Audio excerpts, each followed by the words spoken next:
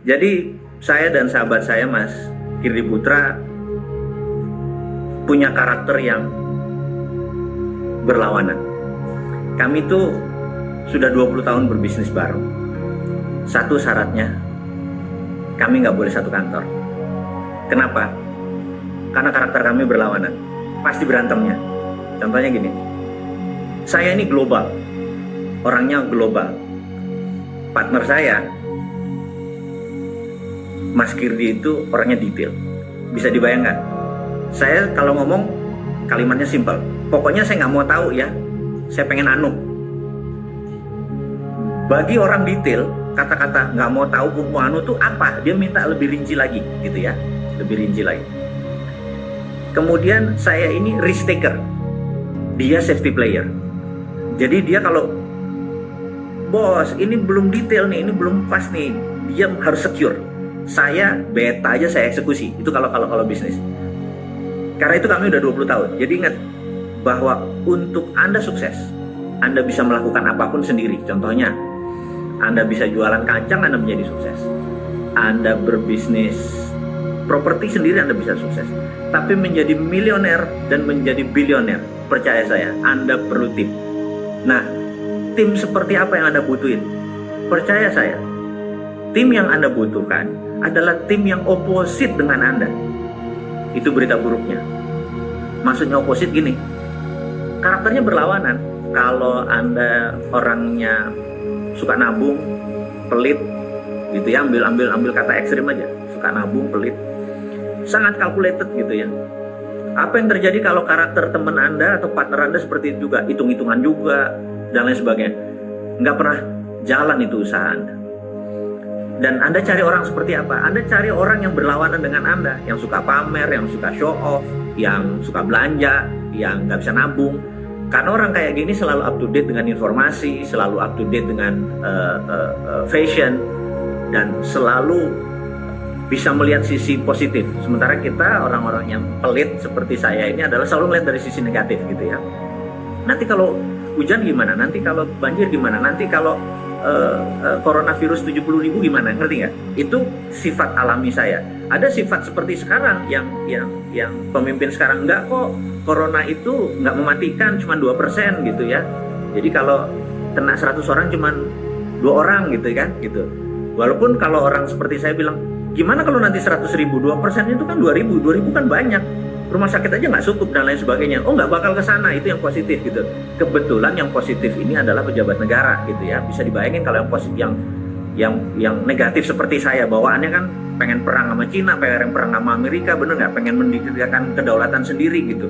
Mana mau saya bergabung sama Cina atau Amerika gitu ya. Ini contoh aja, karena sifatnya adalah pelit tadi gitu ya. Ngapain harta gue dikasih ke Amerika gitu ya? Ngapain bangun jalan tol pakai duitnya Cina? Itu contoh-contoh saja gitu ya.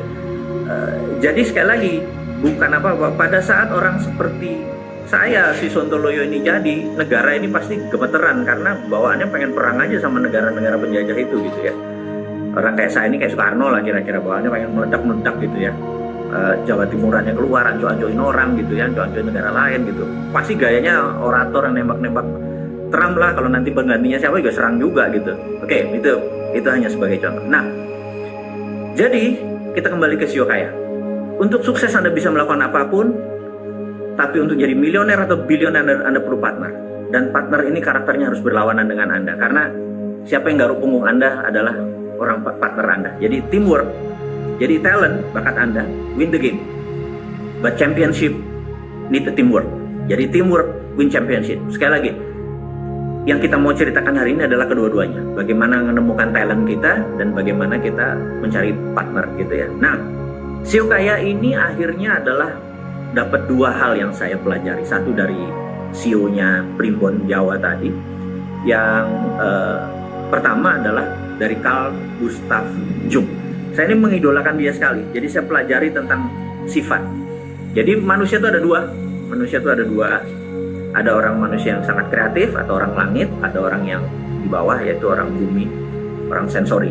Kalau Anda berbisnis internet, berbisnis digital marketing, Anda cuma bisa menjual ke 75% manusia. Anda tidak bisa menjual ke 25% manusia yang orang sensori. Orang sensori ini dia harus menyentuh dulu.